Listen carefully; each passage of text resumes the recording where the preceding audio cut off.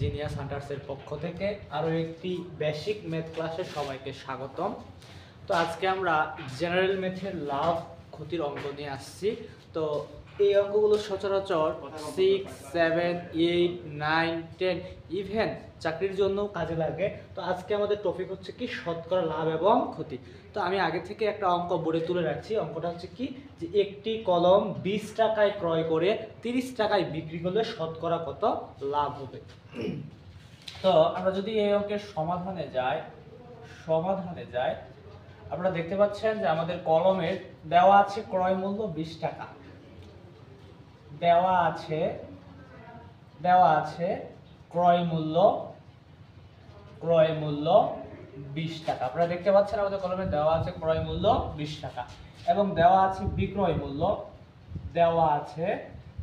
মূল্য কত টাকা? 30 টাকা। দেওয়া আছে বিক্রয় মূল্য 30 টাকা।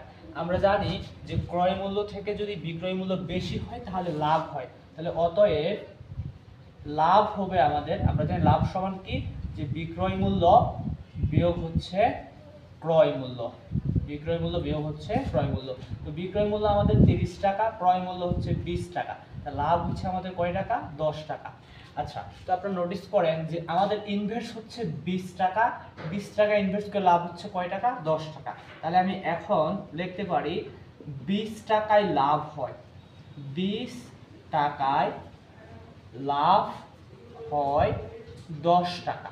ঠিক আছে, অতএব আমি ওই দিকে লিখতে পারি যে 1 টাকায় লাভ হয় 10/20 টাকা।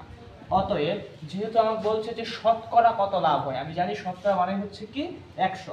অতএব 100 টাকায় লাভ হয় 10 × 100 ভাগ হচ্ছে 20 টাকা। তাহলে আমাদের এখানে যদি হিসাব নিকাশ করি 20 পাঁচে হয় 100, 10 পাঁচে 50। তার মানে আমাদের ওই কলমটা বিক্রি করে শতকরা লাভ হয়